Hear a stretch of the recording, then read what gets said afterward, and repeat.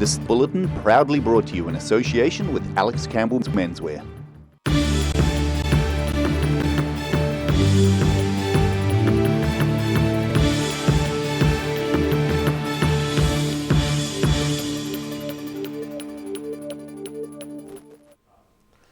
Kia ora, good evening. Welcome to the South Today. I'm Daryl Baser. New Zealand is now at an alert level 3 status to fight the spread of coronavirus known as COVID-19. It is noticeably busier on the region's streets as essential workers have been joined by others heading to and from their jobs, and some motorists seem to be enjoying a bit more freedom under level 3. However, at this afternoon's media announcement, Grant Robinson encouraged people to show good judgment this weekend and says level 3 isn't a time for complacency. There have been 2,064 police assurance patrols over the past 2 days, alongside 2,790 crime prevention patrols in neighbourhoods and business districts. The increases in these numbers are an indication that the police are stepping up their enforcement response, and this will continue over the weekend. I want to make clear that most New Zealanders are indeed doing the right thing, and that this is actually reflected in the number of people calling out those who are doing the wrong thing. There have been a total of 2,101 reports from members of the public at level 3, 991 of those about businesses, and 785 about individuals, 325 about mass gatherings. These are being followed up. And as we head into the weekend, there is a particular example that I want to highlight. As part of these reports by members of the public, there has been an increase in reports about parties at residential addresses that clearly include people beyond that person's bubble. I have two clear messages for anyone considering that. First, cancel your plans now. Secondly, be aware that the police will be particularly taking a dim view of this activity as part of their Level 3 enforcement activity this weekend. We know that events where there have been gatherings such as parties have been at the root of a number of our clusters. The virus has proven it will spread easily at events like this. Any uptick in cases as a result of parties will mean that we have to stay in Level 3 longer. So please, don't be an idiot. Stick to your bubble and everyone will be better off. And stay tuned to Channel 39 to see today's full announcement. The Rail and Maritime Union says many Dunedin Railways workers found out they were to lose their jobs via the media. However, the union says it has a couple of proposals to put to the board which governs Dunedin Railways. The Rail and Maritime Union believes time has been called too early on Dunedin Railways. Our response to that is that the board of Dunedin Railways has breached the collective agreement that they hold with their employees in not consulting with them prior to this going public, and also has missed the opportunity to hear alternative options. RMTU spokesman Dave Kearns says the 50 or so workers at this now silent station only found out they were going to lose their jobs when reading the ODT, and they're clearly annoyed. Short-sighted to put it mildly. I'm afraid, devoid of any plan or vision. Kearns says there may have been a misunderstanding between Dunedin Rail's CEO and a union member, leading to the information going public before workers had seen a proposal. And he now says the union is calling for drastic measures. We're actually calling for the board to be dismissed and replaced by either a board with worker representation or another structure that does have some vision for this place. As part of the decision to mothball the company, the Otago Excursion Train Trust has decided to sell its 28% shareholding in DRL to Dunedin City Holdings Limited, making DCHL the sole shareholder of Dunedin Railways Limited going forward. Dave Kearns says he'd welcome discussions with DCHL about ways to diversify the rail business, as one Dunedin City councillor has publicly promoted an idea Kearns believes will work. One of our Dunedin City councillors, Jim O'Malley, has been promoting the idea of commuter rail, particularly from Mosgiel to Dunedin and back, but as you say, Waitati, Port Chalmers, hopefully eventually somewhere like Milton which is a place where people can live and come to work in Dunedin. It's less than an hour by rail. He says local rail could provide income for the organisation as well as wages for the workers, which would benefit the regional economy. In Dunedin, the South Today. The Otago Daily Times approached Dunedin City Council for comment. With the country now at level 3 alert status in response to COVID-19, Emergency Management Otago is pleased with how level 4 went across the region, but it says volunteers are still flat out helping, as some people are really struggling. Hi Richard, nice to see you again after a few weeks. Yep, thanks for having me, Darryl. Last time we spoke, we're at level 4. We're now level 3. What's changed? Look, so obviously, the change to level 3 after a really good response to level 4 and some really good behaviour by the community and around New Zealand has got some good results in terms of our COVID-19 numbers. So it was real positive we could move into level 3. In terms of the changes under level 3, I mean, the significant ones really are around the businesses that are now allowed to operate. For an individual person, there shouldn't be too much that's changing under level 3 as to how they were operating under level 4. And people should still be, as the Prime Minister said and other messaging is coming out, people should still be sticking to their bubble. They should still be practicing good hygiene. They should be trying to avoid contact wherever they can and really doing everything they can to continue to behave in a way that limits the ability for the COVID-19 virus to spread. And just because we haven't had new cases within the Southern District Health Board area, which is obviously a fantastic result, it doesn't mean the risk has gone, and it doesn't mean that people should relax. Indeed, and we say, so there's lots changed publicly. What's changed in terms of looking after the situation for civil defence? Yeah, so for civil defence, I mean, our main focus has been on welfare, as we discussed last time. So making sure that people that may have been impacted by COVID-19 still have access to household essentials. Those in the vulnerable population can get groceries from the supermarket, can pick up prescriptions, are feeling like they're well supported. So those things continue. We've heard, as we just talked about, the message still is to stay at home whenever you can and to limit your chance of being exposed to the virus. So that still means there are a number of people that that need that support. And Civil Defence's focus through level 3 remains the provision of welfare to those vulnerable parts of our community. And obviously there's a number in our community that may have been affected through loss of jobs or not having the ability to go to work, and they need to be able to access that welfare support as well. So, and if I recall, you all are coordinating volunteers, like quite a few volunteers on the ground? Look, there's the volunteer coordination, and a large part is being done by Volunteering Otago and Volunteering Central, who do an excellent job. There are a number of social agencies supporting the response. Many of them are very well established in the community, and they are providing food parcels, they're providing support to people, they're picking up groceries, they're picking up prescriptions, and they do an excellent job. The government has made more funding available to support those agencies so that they can get the resources and the stock they require to continue to provide support to the community, which is great. So look, there are certainly a number of ways in which people can reach out for support. We've had over 1,100 calls to our 0800 helpline since that opened. And across the Otago region, there has been a total of 11,000 welfare requests, with the vast majority, over 10,000 of those, being in the Queenstown Lakes area. Yeah, that was my next question, is which region has been the hardest hit in Otago? Yeah, look, it is the Queenstown Lakes area, and there's been a bit of publicity on that recently. They have an economy that is sustained on in the large part of tourism and hospitality, which are obviously the industries that have been most affected. So they have a number of people and a number of foreign nationals who can't access the welfare support that New Zealand citizens are entitled to, who are referring through to Civil Defence to be provided welfare in terms of grocery vouchers or accommodation, making sure they have a place to stay.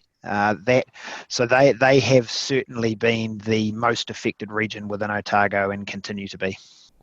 What you said you've had a whole lot of calls to the 800 number. What's the most frequently asked thing that your team is having to hear? Oh, look, it's a range, but certainly access to essential household goods, so groceries. I mean, that's the key one. People need to make sure that they have food to put on the table, and that's often the reason for their call, is just seeking advice on how they may be able to access welfare support for groceries. It's kind of, I can imagine if someone's in that state where they've got to ask someone else for food, they're going to be fairly emotional. How are your team handling those calls? It must be kind of hard to hear. Yeah, look, we've got some excellent established welfare teams that run within our district councils, our territorial local authorities within Otago. So they all have welfare teams established, and they have people who are experienced dealing with these situations. But certainly they receive some difficult calls. And we make sure that they have the appropriate support, but also through their connections to the Southern District Health Board and other agencies, we can refer people on who may be having a particularly hard time so they can speak to a professional and seek some help that way. Brilliant. So we're just into level 3. The earliest level 2 could hit is, say, May 12th, 13th. Do you have an idea of what that would look like for you guys at this stage? No, we don't. Look, we're waiting, as a number of people are, for the government to indicate what level 2 might look like in terms of how people can operate. What we do know is that even when we go into level 2, there will still be people who require welfare support, and we need to be set up to be able to provide that. It's not going to mean that every business all of a sudden is up and running and everyone is back to what they were doing pre-lockdown. So we would anticipate that our role in the provision of those welfare services will continue. But as for the details, we're awaiting those along with everybody else at the moment. Brilliant. So what's your next step with civil defence? Where to from here? Is it Look, I mean, we've got to make sure that we are able to continue to respond to the community needs as they arise, but we also have a situation where the majority of staff who support civil defence come from our councils, and while they were in lockdown, and some of their services had stopped. Obviously, there were staff there and available who could support the civil defence function. As we move back through the levels and more council facilities open and more services are being provided, we've got to make sure we have a sustainable roster or a model that we can operate, understanding or with a good understanding of what the welfare needs of the community might be. So we're just having a look at what that might look like. We're in discussions with Civil Defence in Wellington to get some guidance from them around what they might expect. I think as we talked about last time, it's a very different type of event. Normally we have a flood or an earthquake and it's very immediate and the needs are very obvious and they're over a short period of, or they can be over a shorter period of time, and then we transition back to something that's looks a bit more normal. This is a long-term event that will have impacts in our community for a long time. So, just establishing what civil defence's role is in that situation is something we need to continue to work on as well. Brilliant, Richard. I really appreciate your time again. Thanks for joining us. No problem. Thanks, Daryl. In today's edition of Rugby Chat, Paul Dwyer picks the brain of a former Otago stalwart who's moved north. Welcome to ODT Rugby Chat for another week, sponsored by Garrett Orr, my old mate Gerald Orr from over in Kaikoura Valley. Make sure you get over and see Gerald. I'm pretty sure he's probably out of lockdown now. He must be selling the old garage door. Peter, though, you'll still be in lock. I've got Peter Keane with me today. He's just finished with the NZRU board. He's just come off there and he's a good Dunedin man at heart, which we'll talk about. So, mate, how are you enjoying lockdown? Lockdown? Well, I should be in Cromwell, Paul, but we've ended up in our Auckland home because of the COVID-19 disruption to travel back towards the end of March, but we've made the most of it, yeah. So, mate, the reason I've got Peter on today, I mean, a lot of people will know who Peter Keane is. He's a former Lion man. He ran Lion New Zealand, then wandered over to Australia to work for them over there.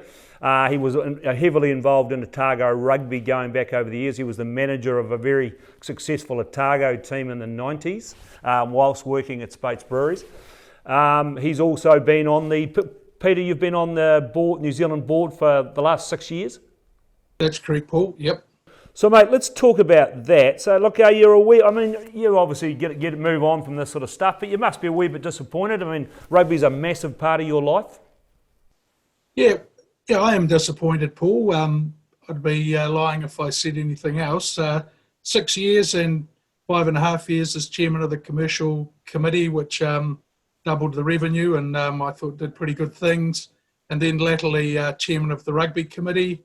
But I just think maybe it came down, I'm not the right demographic at this age and stage in life. Perhaps, with diversity, they were looking wider. So I'm certainly not against diversity, but it's the old saying, everybody wants to go to heaven, but nobody wants to die. So I didn't want to be a victim of diversity, but perhaps I am. And there you go. So I need to move on, and I do have plenty else to keep me busy, but I'll still take a keen interest in rugby, Paul. Yes, you will, mate. And Andrew Golightly as well, like another staunch Northland boy. He's gone as well. My worry, mate, are we losing too much grassroots guys off out of the national scene? Well, yeah, Andrew at one end of New Zealand and myself covering the other end. I really enjoyed my time, particularly dealing with Otago, Southland, North Otago and the Highlanders, which I was the buddy of. So Rowena and Richard in Otago, and Jacko and Warren up in North Otago, and latterly Bernie McCain down in Southland, and of course Roger Clark and the other owners of the Highlanders, and Doug Harvey as chair. So yeah, Andrew and I are very close to grassroots rugby. As you know, I also played rugby in Cromwell and get along to club games there. And so I think there needs to be a balance, Paul, between, there's a lot of discussion around world rugby, professional rugby, Mitre 10 Cup, Heartland, club. So I think it's very important that New Zealand rugby retain a balance of that club grassroots, but also being on top of the commercial side of things. Yeah, mate, so let's talk about that. I mean, they were already, obviously New Zealand Rugby were already conducting a big review that was happening. I think it was called the optimisation review, which is a pretty big term. Must have been some marketer came up with that. But you were already conducting a review, then COVID hit. So this review now is going to be even more crucial than it was before. Yeah, I think it was a good call to have a look at that. Rugby is like most sports. It's tough out there. It's tough to get the commercial dollar. It's tough to generate players, people playing, kids, and people retaining to play. The optimisation review was to just look at how do we inject more money into the game, and not necessarily all into professional sport. It was looking at the provincial game and right across the board. But I think you're right. It's probably more important now than ever, and I know that there's still work being done in that area to try and get rugby in a better place. Mate, it's not an easy thing to do. I mean, we're sort of battling here from the bottom up, dealing with an Otago union, and we're getting closer together. But there's never enough money, as we all know. Grassroots, we feel that we're not just getting enough rugby players to talk to. Right from an age of 5 right through the age of 20, we're just not seeing enough kids coming through. And I think the numbers have been fudged a bit, because the women's game has grown from basically nothing into not a bad spot at this stage. We're only still running 4 or 5 local teams here, and we could do with a lot more. But that's sort of clouding the vision that there really isn't, that there's not enough numbers coming through. So that's a challenge from a club point of view. But obviously from a board member's point of view, you've still got to make sure there's enough money coming into the game that we can keep the game going. So it's got to be a pretty hard balance, is it? It is a hard balance. I'd like to say that I believe that currently, and I served on the board of the Highlanders probably for about 4 years, and I'd say that it's the best relationship I've seen between North Otago, Southland, Otago and the Highlanders. And I believe that's a real opportunity, because the successful Super Rugby franchises, which the Highlanders certainly have been, But if you look at another couple that probably don't even need to be mentioned, but they have some academy. My understanding is that, we're trying to broaden that academy to draw people down to play rugby in Otago and Southland and North Otago, and try and get a bit of an academy going to have feeder players coming into that Highlanders team that are indeed playing club rugby and provincial rugby in the area, and so therefore better known to the locals of that Highlanders area. You alluded to the Otago team of the late 80s and 90s.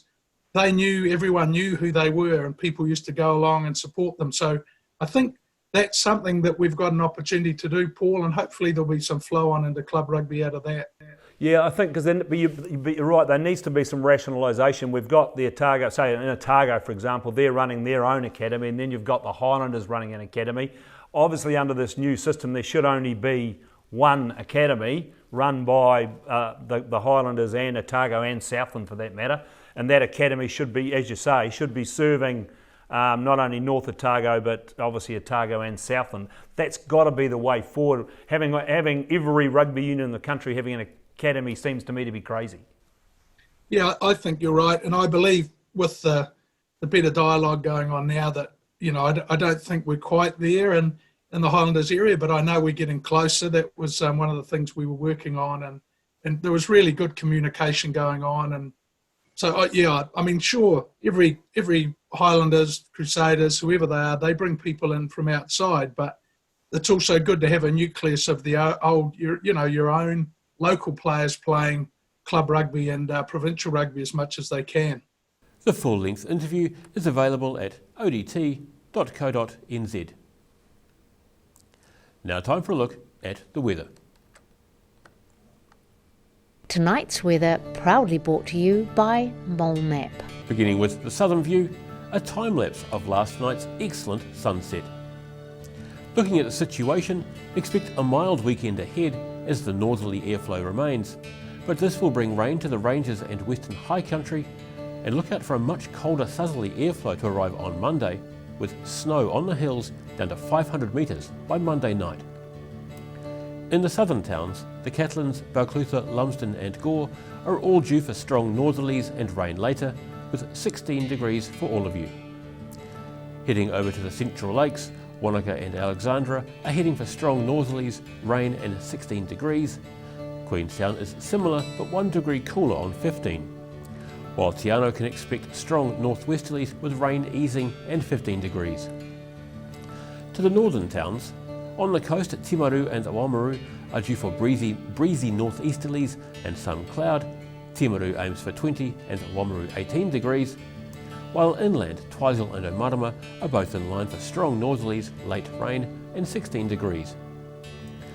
In Dunedin, it'll be fine and mild tonight with light northerly winds and an overnight low of 10 degrees. Expect a few spits of rain likely early evening with northeasterlies dying out. Expect a high of 16 and a low of 11. It'll be fine on Sunday with high clouds and sunny periods with moderate northerly winds and pleasant temperatures. A high of 14 and a low of 11.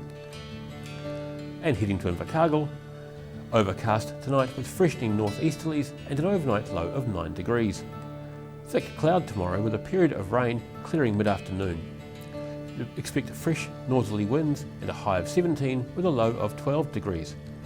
It'll be cloudy on Sunday with showers and fresh gusty northwest winds, turning to more persistent rain and stronger winds by Sunday night.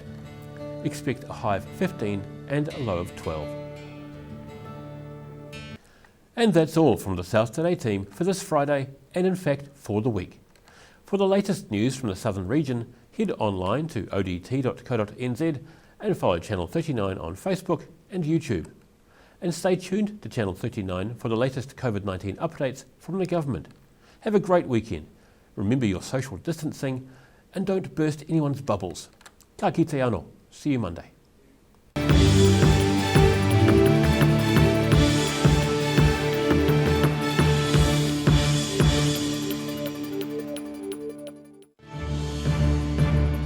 This bulletin proudly brought to you in association with Alex Campbell's Menswear. Supporting local content so you can see more of New Zealand on air.